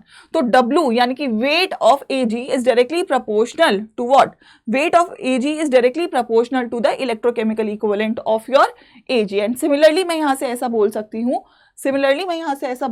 हूँ, एक सेकेंड, यस, सिमिलरली मैं यहां से बोल सकती हूँ कि जितना अमाउंट ऑफ आपका जिंक यहाँ पे रिलीज होगा that is also directly proportional to the electrochemical equivalent of zinc. So what I can say कि जिंक का जो वेट है वो डायरेक्टली प्रोपोर्शनल है इसके इलेक्ट्रोकेमिकल इक्विवेलेंट के, ठीक है। और अगर मैं बोलूँ Ag का जो वेट है वो डायरेक्टली प्रोपोर्शनल है इसके इलेक्ट्रोकेमिकल इक्विवेलेंट के। तो यहाँ से आपको जो फॉर्मूला आ जाता है वो होता है कि W is directly proportional to, या W is directly proportional to Z। तो अगर 2 सेल हैं जिनका आपका Q कांस्टेंट है तो W1/W2 is equal to Z1/Z2। ये तभी कर सकते हो जब आपका Q कांस्टेंट है। आइए इसका एक बार स्टेटमेंट भी समझ लेते हैं और पूरी तरीके से फर्स्ट और सेकेंड लॉ को अपने दिमाग में कंफर्म कर लेते हैं। तो बच्चों आपके इस चैप्टर का सबसे आखिरी पार्ट है इलेक्ट्रोलाइटिक सेल, जो कि सबसे ज़्यादा कंफ्यूजिंग रहती है क्योंकि इसमें हमें याद नहीं होता कि क्या कैथोड पे होता है, क्या एनोड पे होता है। और before we give the final table कि मैम क्या इलेक्ट्रोलाइसिस प्रोडक्ट होते हैं, हम यहाँ पे एक बार देखते हैं कि आप लोग अगर इलेक्ट्रोलाइसिस करते हो तो क्या होता है उसमें। अगर मैं इलेक्ट्रोलाइसिस की बात कर रही हूँ तो सिंपली हमारे पास एक ही सेल है, उसी में कैथोड है, उसी में एनोड है, ठीक है। हमेशा मैंने बोला कैथोड पे रिडक्शन होता है, एनोड पे हमेशा ऑक्सीडेशन होता है। कैथोड की अगर मैं बात करूँ तो हमेशा उस पर कैटायन जाके क्या होगा, रिड्यूस होगा, और एनोड पे एनायन जाके हमेशा क्या होगा, ऑक्सीडाइज होगा, राइट। सो अगर मैं इलेक्ट्रोलाइसिस की बात करूं तो यहाँ पे आपका क्या करते हैं, डीकंपोजिशन होता है आपके कंपाउंड्स का, ताकि आपको डायरेक्टली प्रोडक्ट यहाँ पे मिल सके एक इलेक्ट्रोड के ऊपर। फॉर एग्जाम्पल मैं यहाँ पे आपको समझा देती हूँ कि एक बार अगर मेरे पास NaCl है ना, एक्वस NaCl है, NaCl का मैं इलेक्ट्रोलाइसिस करूंगी तो कैसे आप लोग का इलेक्ट्रोलाइसिस हो रहा होता है, ठीक है। जैसे आप यहाँ पे सर्किट को कंप्लीट करोगे, आपका एक इलेक्ट्रोलाइटिक सोल्यूशन है, कोई भी मैं इलेक्ट्रोलाइट ले लेती हूँ, तो आपके पास एक कैथोड है, आपके पास एक एनोड है, ठीक है। हमारे पास Na पॉजिटिव है और हमारे पास Cl नेगेटिव है, ठीक है। तो यहाँ पे अगर मैं बात करूँ, जब आपका प्रोसेस होगा तो Na+ ने एक इलेक्ट्रॉन लेके रिड्यूस कर दिया और Cl नेगेटिव ने इलेक्ट्रॉन्स को रिलीज कर दिया। मैं यहाँ पे बेसिक इलेक्ट्रोलाइसिस की बात करी हूँ, अपार्ट फ्रॉम एनी कंडीशन के एक्वस मीडियम में क्या हो रहा है या फिर मोल्टन फॉर्म में क्या हो रहा है। तो यहाँ पे आप ये मान के चलो मैं मोल्टन फॉर्म में NaCl को लेके चल रही हूँ, तो यहाँ पे आपको समझ में आएगा। अगर मैं मोल्टन फॉर्म की बात करूँ तो मैंने आपको सिखाया भी है कि यहाँ पे जो कैथोड है मेरे पास, ठीक है, जो मेरे पास कैथोड है, कैथोड पे हमेशा कौन जाएगा, Na+ जाएगा, और Na+ क्या बना देगा, Na बना देगा रिड्यूस होके। एनोड पे हमेशा क्या जाएगा, एनोड पे हमेशा Cl नेगेटिव जाएगा। Cl नेगेटिव क्या देगा, क्लोरीन गैस देगा। तो आपने यहाँ पे क्या देखा, यहाँ पे जो Na था उसने इलेक्ट्रॉन को क्या कर लिया, कंज्यूम करके यहाँ पे Na बना दिया Na+ ने, और सिमिलरली यहाँ पे Cl नेगेटिव ने अपने इलेक्ट्रॉन को रिलीज कर दिया। तो यहाँ पे हुआ ऑक्सीडेशन, किस पे, एनोड पे हमेशा हुआ ऑक्सीडेशन, और कैथोड पे हमेशा क्या होगा, रिडक्शन, राइट। इक्वेशन भी आपको दिया हुआ है, तो जब भी आप NaCl मोल्टन फॉर्म में लेके जाओगे और उसका इलेक्ट्रोलाइसिस करोगे तो कैथोड पे हमेशा क्या मिलेगा आपको,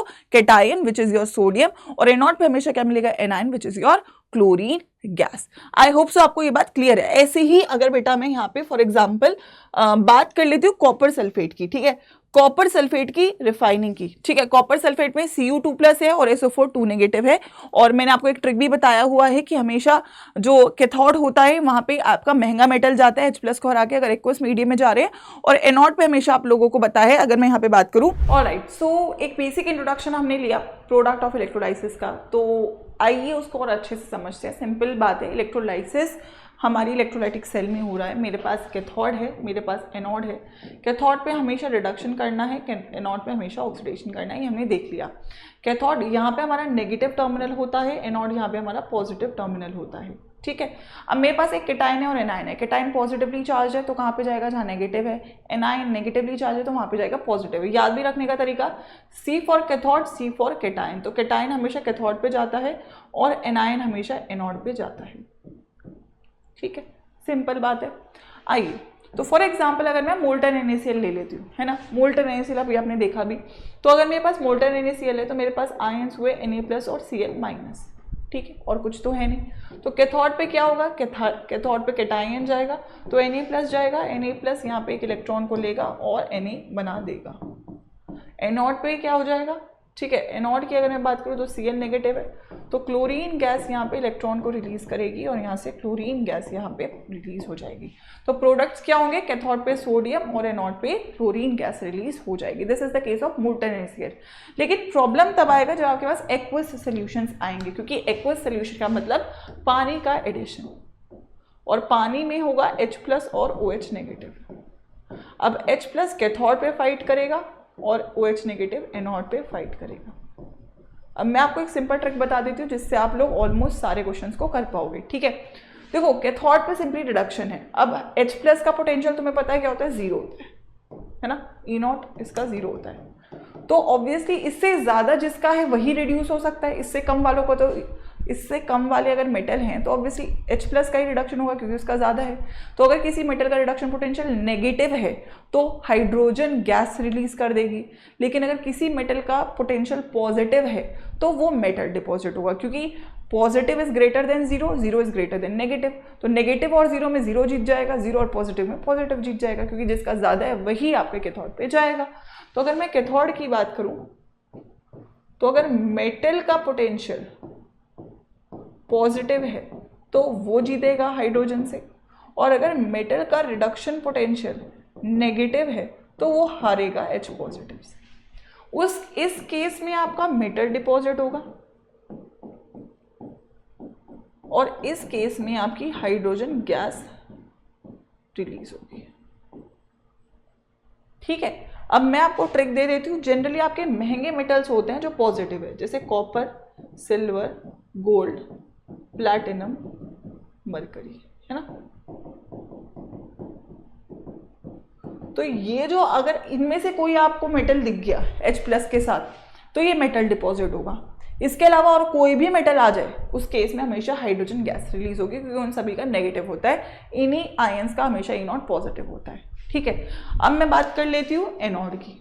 ठीक है, देखो एनोड पे जनरली जिसका कम होगा वो जीतेगा, है ना। और अगर मैं बोलूँ टेक्निकली ना, मोस्ट OH नेगेटिव का सबसे कम होता है, चाहे मैं आपके सल्फेट ले लूँ, चाहे मैं आपका फॉस्फेट ले लूँ, ठीक है, चाहे मैं आपका नाइट्रेट ले लूँ, चाहे मैं आपके हेलोजन्स ले लूँ, तो जनरली तो OH नेगेटिव ही जीतना चाहिए, है ना। हर केस में आपका जो OH नेगेटिव है उसका पोटेंशियल कम है, तो ऑक्सीजन ही आपकी रिलीज होनी चाहिए। लेकिन एक केस में ये हार जाता है, वो है हेलोजन। ठीक है, तो अगर मैं बोलूँ डिपॉजिट कौन होगा, मैं अभी इस तरीके से लिख रही हूँ कि डिपॉजिट कौन होगा, तो इन सब से तो OH ही जीत रहा है, OH पहुंच जाता है और OH आपको ऑक्सीजन गैस देता है। लेकिन केवल हेलोजन के सामने OH नेगेटिव हार जाता है। बेसिकली गलती हो जाती है इससे, ये ना गलती से ज़्यादा पोटेंशियल कंज्यूम कर लेता है और ज़्यादा पोटेंशियल कंज्यूम करने की वजह से ये स्लो हो जाता है और Cl नेगेटिव यहाँ पे जीत जाता है, तो क्लोरीन गैस यहाँ पे रिलीज होती है। तो अगर एनायंस में कंपटीशन है तो आप केवल हेलोजन के केस में हेलोजन को पहुंचा दो, वरना हमेशा ऑक्सीजन गैस निकल जाएगा। अगर कैथोड का केस है तो अगर ये मेटल है तो ये डिपॉजिट होगा, वरना हमेशा हाइड्रोजन गैस ही आपकी रिलीज हो रही होगी। फॉर एग्जाम्पल अगर मैं एक्वस NaCl की बात करूँ, तो यहाँ पे आपके पास H+ है, OH- है, Na+ है और Cl- है। तो अगर मैं कैथोड पे लूँ तो कैथोड पे कंपटीशन है Na+ और H+ का, तो Na+ और H+ में से कौन जीतेगा। सो यू नो इट कि Na+ तो महंगा है नहीं, तो H+ ही जीतेगा। तो H+ ने एक इलेक्ट्रॉन को लिया और हाइड्रोजन गैस को रिलीज कर दिया। ठीक है, अगर मैं एनोड पे जाऊँ तो मेरे पास OH और Cl है ना। अब OH और Cl में मैंने बोला Cl जीतता है, तो यहाँ पे क्लोरीन एनायन ने क्लोरीन गैस को रिलीज कर दिया। तो आपका जो प्रोडक्ट रहेगा उसमें आपको हाइड्रोजन गैस मिलेगी, किस पे, कैथोड पे, क्लोरीन गैस मिलेगी। एनोड पे बचा क्या, Na और OH आपको इलेक्ट्रोलाइट में डिसॉल्व रहेगा। ठीक है, तो इस तरीके से ये बहुत बार क्वेश्चन आता है, याद रखना, ये कैथोड पे, ये एनोड पे और ये इलेक्ट्रोलाइट में। अब आपने सीख लिया बच्चों कि जब एक्वस मीडियम में मैं इलेक्ट्रोलाइसिस करती हूँ तो हमेशा जो कैथोड होता है उस पर महंगा मेटल जाता है, यानी कि H+ को हरा देता है कॉपर या फिर सिल्वर या फिर गोल्ड या फिर प्लैटिनम या फिर मरकरी, और एनोड पे हमेशा OH नेगेटिव ही जीतता है अगर उसको हेलोजन यानी कि Cl नेगेटिव नहीं मिल रहा, अदरवाइज आपका OH नेगेटिव ऑक्सीजन गैस देगा बाकी सब एनायंस के साथ। अगर मैं बात करूँ कॉपर सल्फेट के इलेक्ट्रोलाइसिस की या फिर मैं कॉपर के इलेक्ट्रोलाइसिस की, कॉपर को रिफाइन ही कर लेते हैं। पहले हम समझ लेते हैं कि कॉपर को अगर मैं रिफाइन करूँ तो कैसा आप लोग को दिख रहा होगा। तो कॉपर सल्फेट है आपके पास, अगर आपने डाला फॉर एग्जाम्पल कॉपर सल्फेट को इस सॉल्यूशन के अंदर, आपने बना दिया उसका एक इलेक्ट्रोलाइट, और जब आप यहाँ पे इलेक्ट्रोलाइसिस स्टार्ट करेंगे तो क्या आप लोगों को देखने को मिलेगा, जैसे ही मैं स्विच को कंप्लीट करूंगी, है ना, जैसे ही आपका स्विच कंप्लीट होगा तो आपका यहाँ पे इलेक्ट्रॉन्स फ्लो होने स्टार्ट हो जाएंगे और आपके पास क्या है, कैथोड। कैथोड पे आपका क्या है, इम्प्योर कॉपर, राइट। अगर मैं बोलूं तो एनोड पे आपका क्या है, इम्प्योर कॉपर, और ये जो है आपका रिड्यूस होना स्टार्ट हो जाता है, कॉपर 2+ से कॉपर मिल रहा है ना। कॉपर 2+ से कॉपर रिडक्शन है, रिडक्शन किस पे होता है, कैथोड पे होता है। यहाँ पे आप लोग देखोगे कि प्योर कॉपर आपका यहाँ पे डिपॉजिट होना स्टार्ट हो जाएगा। तो इम्प्योर क्या है मेरे पास, इम्प्योर क्या है मेरे पास, दैट इज माय एनोड, है ना। तो देखो मेरे पास टेक्निकली Cu2+ से, है ना, अगर मैं बात करूं Cu2+ से कॉपर मिला, 2 इलेक्ट्रॉन को रिलीज कर दिया, और पहले मेरे पास था कॉपर ने यहाँ पे फॉर एग्जांपल 2 इलेक्ट्रॉन को कंज्यूम करके बनाया कॉपर 2+। तो ये जो है ये मेरा इम्प्योर कॉपर है, ठीक है, और ये जो मेरा इम्प्योर कॉपर है किस पे, एनोड पे, क्योंकि ऑक्सीडेशन हो रहा है, और ये रिडक्शन हुआ तो ये मेरा क्या है, प्योर कॉपर। प्योर कॉपर कहाँ पे मिल रहा है मेरे को, कैथोड पे मिल रहा है। ठीक है, सो आप यहाँ पे देखोगे कि आपका जो इम्प्योर है, पहले क्या था आपका कॉपर का कैथोड था, लेकिन कन्वर्ट हो जाता है ये प्योर कॉपर के फॉर्म में। तो जहां पर आप लोगों का ऑक्सीडेशन हो रहा होगा वो आपका एनोड होगा, एनोड पे आपका इम्प्योर कॉपर होता है, और कैथोड पे आपका क्या होगा, रिडक्शन होगा, और कैथोड पे आपको यहाँ पे प्योर फॉर्म में कॉपर मिलेगा। सो दिस इज बेसिक इलेक्ट्रोलाइसिस। लेकिन अगर मैं वैसे भी बात करूं जो मैंने आपको सिखाया कि अगर मेरे पास एक्वस कॉपर सल्फेट है और मैं इसका इलेक्ट्रोलाइसिस कर रही हूं तो मेरे पास H पॉजिटिव है, कॉपर 2 पॉजिटिव है, SO4 2 नेगेटिव है और साथ में OH नेगेटिव है। तो कैथोड पे आपको केटायन मिलेंगे। केटायन में इन दोनों में कौन जीतेगा? कॉपर। तो कॉपर आपको मिलेगा कैथोड के ऊपर। और अगर मैं एनोड की बात करूं तो एनोड में ये दोनों एनायंस है और एनायंस में कौन जीतेगा? OH negative. तो ऑक्सीजन गैस मिलेगी आपको एनोड के ऊपर। तो ये आपके फाइनल प्रोडक्ट यहाँ पे इलेक्ट्रोलाइसिस के निकल कर आएंगे। ठीक है, सो आपको ये समझ में आ गया। तो चलिए फाइनल टेबल बना लेते हैं पूरे इलेक्ट्रोलाइसिस प्रोडक्ट की क्या होती है, क्योंकि ये बहुत इंपॉर्टेंट है। यहाँ से बहुत सारे क्वेश्चंस आपके पेपर में रिपीटेडली पूछे गए हैं, ये आपको मिल जाएगा। ठीक है, ऐसे मल्टीपल इलेक्ट्रोलाइटिक प्रोडक्ट्स हैं जो आपको याद रखने हैं। फॉर एग्जांपल, मतलब याद क्या रखने हैं, अब तो आप कर ही लोगे। जैसे फ्यूज्ड है तो फ्यूज्ड में तो कुछ है ही नहीं, Na+Cl-, तो Na+ सोडियम बना देगा, Cl- क्लोरीन गैस बना देगा। फ्यूज्ड में अभी पानी नहीं है, NaOH, Na+Na दे देगा, OH- ऑक्सीजन गैस आपको दे देगा। अब अगर एक्वस सोल्यूशन है KCl का, तो K+Cl- है, H+OH- है, तो K और H में कौन जीतेगा? H। Cl और OH में कौन जीतेगा? Cl। तो यहाँ पे आपको हाइड्रोजन मिलेगी, यहाँ पे आपको क्लोरीन मिलेगी, है ना। फॉर एग्जाम्पल K2SO4 ले लो, तो K+ है, SO4 2- है, H+ है और OH- है। K और H में H जीतेगा, SO4 OH में OH जीतेगा, तो क्या मिलेगी? हाइड्रोजन और ऑक्सीजन। डायरेक्ट प्रोडक्ट्स आप बना पाओगे। CuCl2, कॉपर 2+ है, Cl- है, H+ है, OH- है। कॉपर और H+ में तो कॉपर जीतेगा, Cl और OH में Cl जीतेगा, तो कॉपर और क्लोरीन।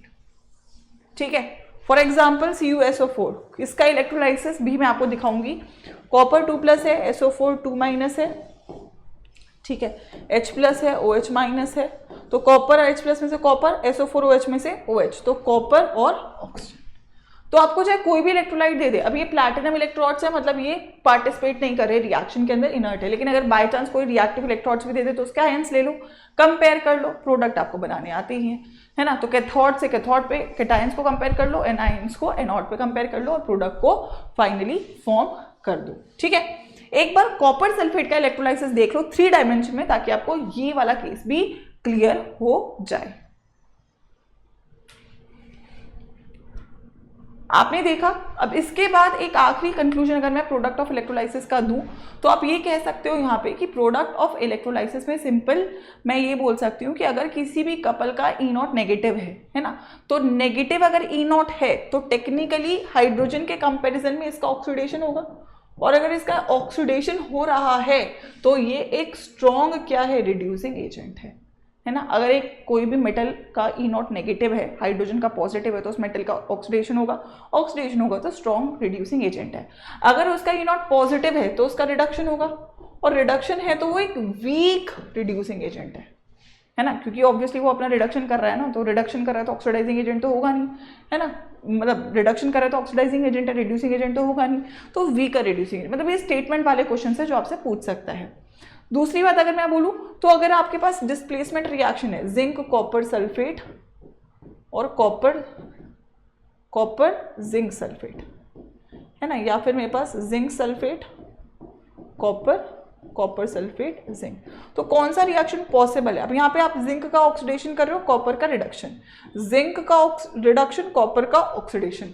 आपको पता है जिंक और कॉपर में कॉपर का पोटेंशियल ज्यादा है, तो कॉपर का हमेशा रिडक्शन होगा और जिंक का ऑक्सीडेशन। तो ये रिएक्शन फीजिबल है, ये रिएक्शन फीजिबल नहीं है। तो आप क्या बोल सकते हो कि आपका लोअर पोटेंशियल वाला मेटल जैसे कि जिंक है, वो एक हायर पोटेंशियल को डिस्प्लेस कर सकता है। तो लो रिडक्शन पोटेंशियल वाला मेटल डिस्प्लेस करता है एक हाई रिडक्शन पोटेंशियल वाले मेटल को। ये एक स्टेटमेंट है, जैसे वो स्टेटमेंट है वैसे ये स्टेटमेंट है। अब स्टोरिंग की अगर मैं बात करूं तो अगर आपने फॉर एग्जांपल कॉपर में जिंक सल्फेट को रखा तो रिएक्शन होगा क्या? कॉपर सल्फेट में कन्वर्ट ही नहीं होगा, क्योंकि कॉपर ऑक्सीडाइज नहीं होता। लेकिन अगर आपने जिंक में कॉपर सल्फेट को रख दिया तो जिंक आपका जिंक सल्फेट में चला जाएगा, क्योंकि जिंक ऑक्सीडाइज हो सकता है। तो आप हमेशा बोलोगे कि आप एक हायर रिडक्शन पोटेंशियल में आप स्टोर कर सकते हो, can store lower reduction potential का मेटल। ये स्टेटमेंट है जो आपसे पूछेगा। क्यों है? लॉजिकली आप देखो ना, जिंक सल्फेट में जाएगा, बट जिंक सल्फेट जिंक में नहीं जाएगा। तो अगर जिंक को आप जिंक के अंदर कॉपर सल्फेट को स्टोर करोगे तो रिएक्शन हो जाएगा, लेकिन जिंक सल्फेट को अगर कॉपर में स्टोर करोगे तो रिएक्शन नहीं होगा। तो ये स्टेटमेंट भी यहाँ से आपको समझ में आ जानी चाहिए और ये स्टेटमेंट भी आपको यहाँ से समझ में आ जानी चाहिए। So that is the entire summary of product of electrolysis. Last topic बेटा बैटरी है। बैटरी ऑल्दो पूरा थ्योरेटिकल है, तो एक बार आप उसे एनसीईआरटी से पढ़ लो, उसमें आपको हर एक बैटरी का रिएक्शन और यूजेस याद रखने हैं। लेकिन एक बार 3 डायमेंशनल में सारी बैटरी की समरी और थ्योरी मैंने आप लोगों के लिए प्रिपेयर कर दी है, इसको देख लो और उसके बाद एनसीईआरटी को रीड कर लेना, तो ये भी आपको यहाँ से क्लियर हो जाएगा। सो बच्चों, let's start with the last part of this chapter, जो आपके लिए काफी डिफिकल्ट होता है याद करना, क्योंकि प्योर थ्योरेटिकल पार्ट होता है, विच इज बैटरीज। ठीक है, लेकिन हम यहाँ पे इसको ग्राफिकली एक बार रिप्रेजेंट करके देखते हैं कि बैटरीज कैसे दिखती हैं और उसके क्या क्या रिएक्शंस है जो आपको याद रखने हैं, ताकि आप इन्हें बेटर समझ पाओ। आप साथ साथ जरूर नोट करते चलना जो बातें मैं बोलूँ, जो रिएक्शन पॉइंट ऑफ व्यू से आपके लिए इंपॉर्टेंट रहेगा। बैटरी बेटा, सबसे पहले हमारे पास हमारे सिलेबस में 2 टाइप की बैटरी है, विच is your primary battery and secondary battery. ठीक है, प्राइमरी बैटरी आप सभी लोगों को पता है, एक ऐसी बैटरी जिसको आप रीयूज नहीं कर सकते हो, रिचार्ज नहीं कर सकते हो। सेकेंडरी बैटरी वो है जिसको आप रिचार्ज कर सकते हो ना। फॉर एग्जांपल, प्राइमरी बैटरी में मेरे पास 3 एग्जांपल हो सकते हैं, ड्राई सेल, लीलांचे सेल या मर्करी सेल। तो अगर मैं ड्राई सेल की बात करूं, ठीक है, ड्राई सेल कुछ ऐसा दिखता है जो आपकी रेगुलर बैटरीज होती हैं। ठीक है, आपने रेडियो में लगा ली है ना, घड़ी में लग जाती है ना, ऐसा इसका एक कैथोड और एक एनोड होगा। सो अगर मैं बात करूं, आपको पहले तो ये याद रखना है कि इसका जो कैथोड है और एनोड क्या है। एनोड आपको दिख रहा है जिंक है, NH4Cl ZnCl2 का यहाँ पे आपका पेस्ट होता है, और MnO2 और कॉपर से आपका बना कैथोड। ठीक है, ग्रेफाइट का हमारा हो जाता है यहाँ पे कैथोड। अगर मैं यहाँ पे रिएक्शन को कंप्लीट करूंगी तो आपका रिएक्शन यहाँ पे मूव ऑन करेगा और इस तरीके से आपकी जो ये सेल है ये आपकी वर्क ऑन करेगी। ठीक है, लेकिन वहीं पर अगर मैं यहाँ पे बात करूं, वहीं पर आपको दिख भी रहा होगा कि इलेक्ट्रॉन्स की मूवमेंट के थ्रू ही यहाँ पे आपकी जो इलेक्ट्रिसिटी है वो कंडक्ट होगी। लेकिन मैं यहाँ पे बेटा अगर लीलांचे सेल की बात करूं, तो लीलांचे सेल में आप लोग को दिखेगा कि लीलांचे सेल जिंक कार्बन की एक प्राइमरी बैटरी होती है, जिसमें जिंक का एनोड होता है, कैथोड आपके कार्बन का होता है, मैग्नीज डाइऑक्साइड का एक डायपोलराइजर होता है, और इलेक्ट्रोलाइटिक सोल्यूशन अमोनियम क्लोराइड का होता है।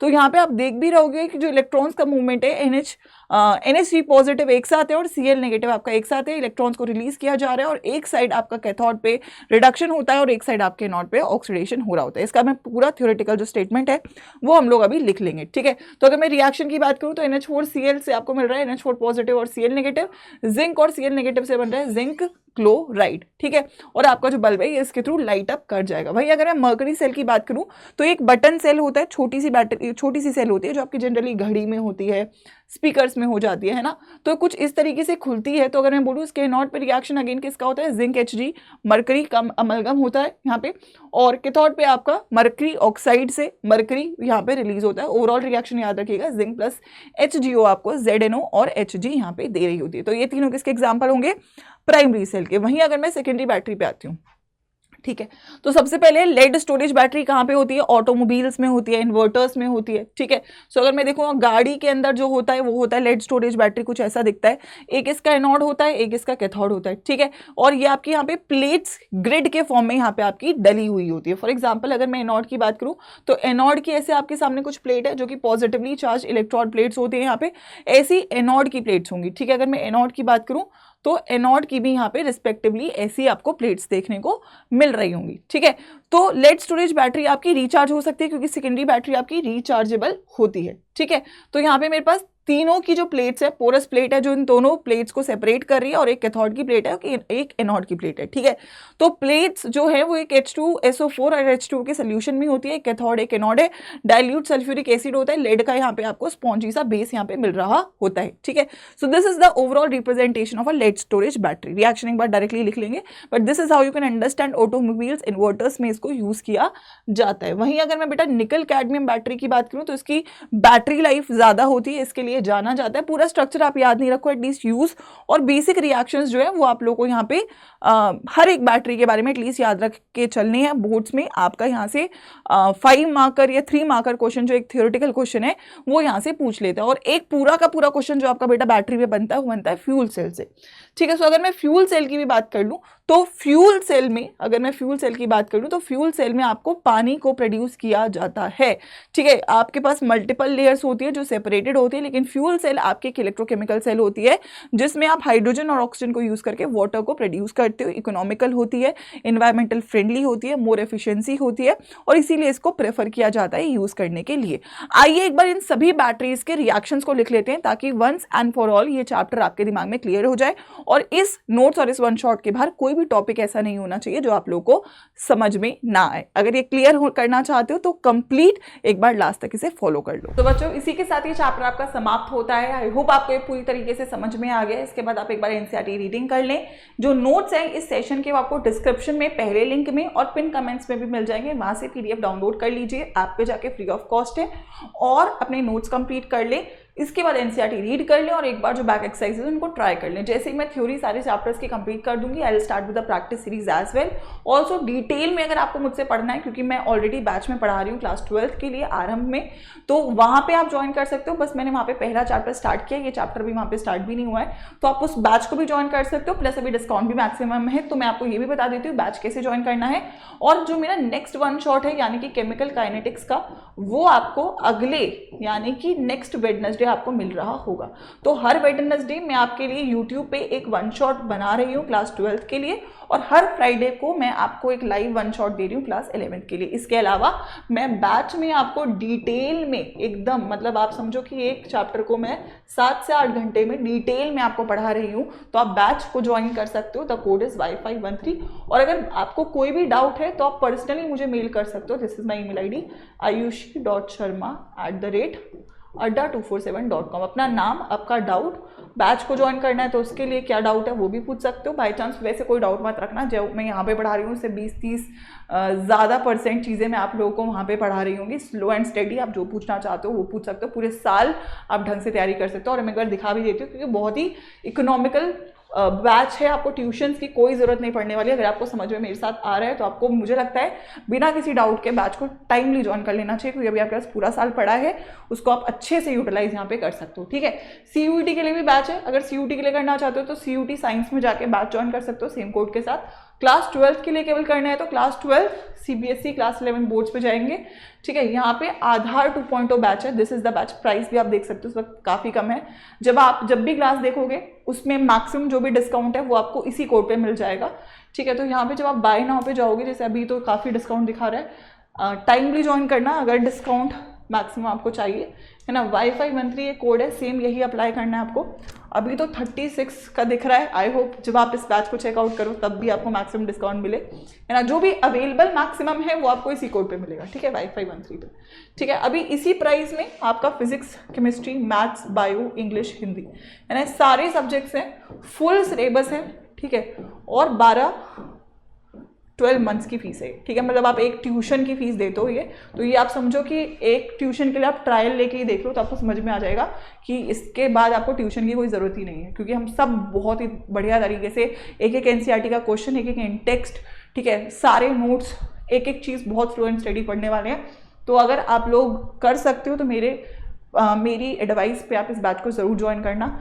You will be enjoying and you will not regret it. आपके 12th के बोर्ड्स बहुत अमेजिंग होंगे। ठीक है, बाकी कोई भी डाउट है तो मेल कर दीजिएगा, कमेंट्स में बताइएगा चैप्टर कैसा रहा, अगले चैप्टर का क्या आप वेट कर रहे हो। Do you want me to make chemical kinetics more interesting for all of you, and do you all plan to study with me for the entire session. क्योंकि मैं आपका बैच में भी वेट करूंगी, क्योंकि जितना लेट करो उतनी क्लासेस थोड़ी मिस ऑन हो जाती हैं, ऑल दो रिकॉर्डेड मिल जाती हैं, बट आई वुड वांट कि आप लाइव पढ़ो। तो शुरुआत करिएगा और बाकी मैं यूट्यूब पे आपको पढ़ाती रहूँगी। All the best.